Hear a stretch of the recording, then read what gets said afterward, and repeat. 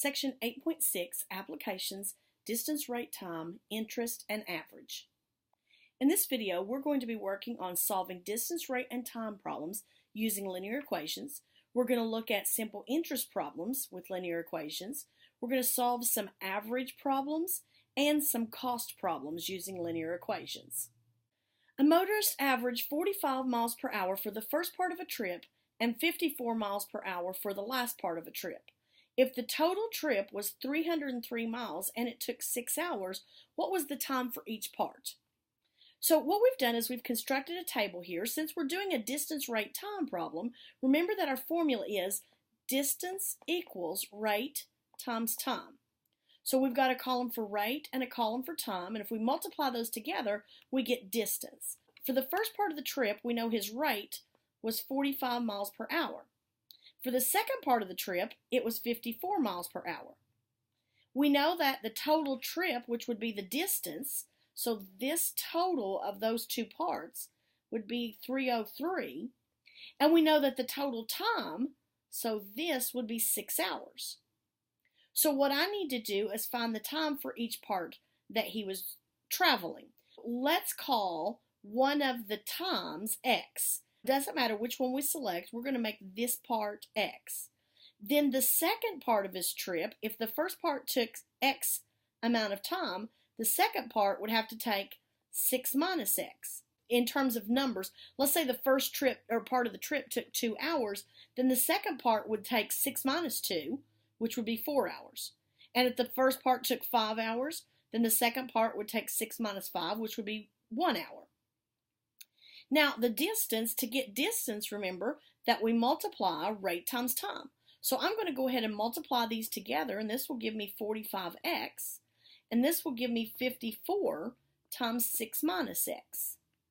But now, knowing that the total trip was 303 miles, I can make the equation 45x plus 54 times 6 minus x has to give me 303 miles total. Now let's take our equation and work through solving. So remember that the first thing we're going to want to do is distributive property. So we'll take 54 times 6, and that's going to give me 324.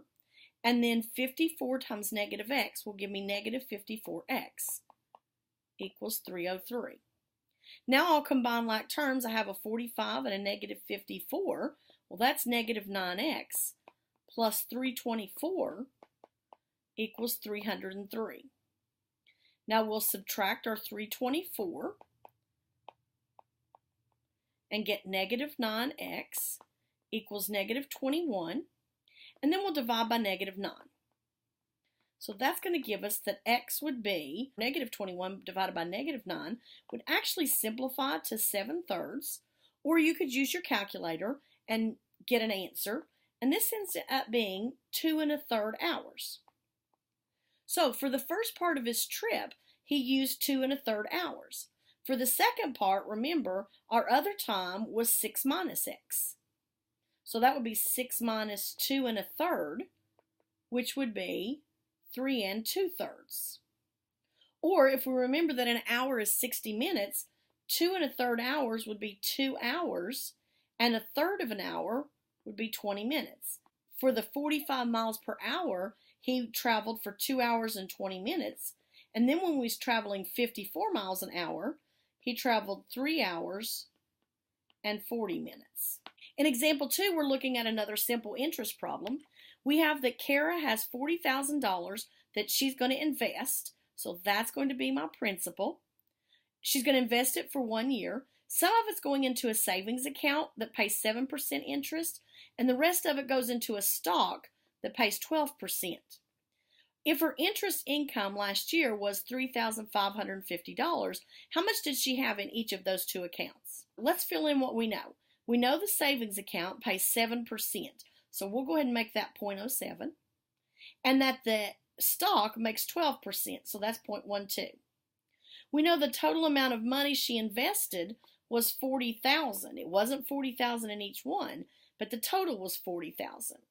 And we know her total interest that she made was $3,550. $550. Since I don't know anything about my principal, I'm going to call one of those accounts X. So we'll make the savings account X.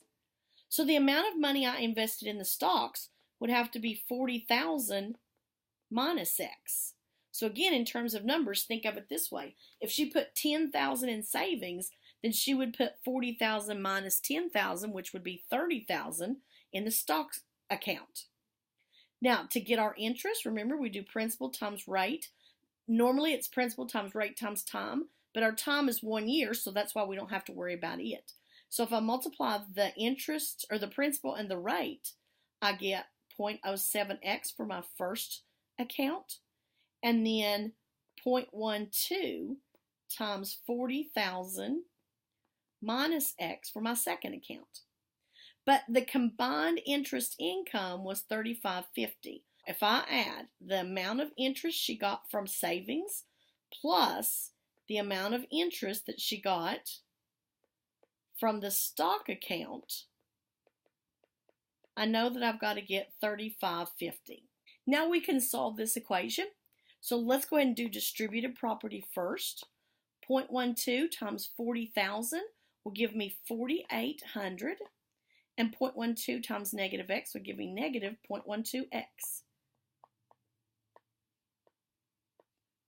Now we'll combine our like terms. We have two terms that are x's, so we'll take our 0.07x and our negative 0.12x, combine those, and get negative 0.05x plus 4,800 would equal 35.50.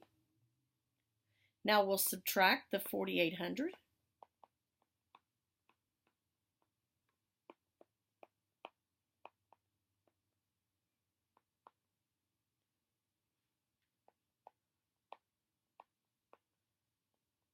Gotta be very careful about our signs. Divide by negative 0.05. And I get that x is going to be 25,000. Well, look back at your table. X is the amount in savings. So in savings, I'm going to put $25,000. And in stocks, remember, we took 40,000 minus how much we put in savings account, and that would give me 15,000 in our stock account. Our next problem actually involves something that you may have done before, trying to figure out what test score you might have to have a certain average at the end of a term.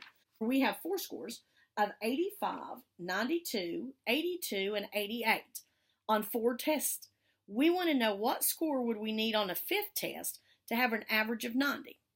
Well, remember that when we're finding the average or the mean, we add up all of our values. So 85 plus 92 plus 82 plus 88 plus x, which is going to be my 5th score. So that's going to be, x is going to stand for my 5th test score. But to find the average, we add up all those scores and we divide by how many there were, which there would be 5 tests. And I want that to come out to be 90. Now let's just solve that equation. So I'm going to go ahead and combine these 4 scores at the top, add that together, and you're going to get 347 plus x divided by 5 equals 90. Now I'm going to solve that by multiplying by 5 and get 347 plus x equals 450. Then we'll subtract 347. And when I do, I get x is 103. Now, if we assume that our test cannot have a score more than 100, then it's going to be impossible for us to average a 90. And if a 90 is an A, then the only way we can have an A is if our next test score has bonus so that we could get more than 100%.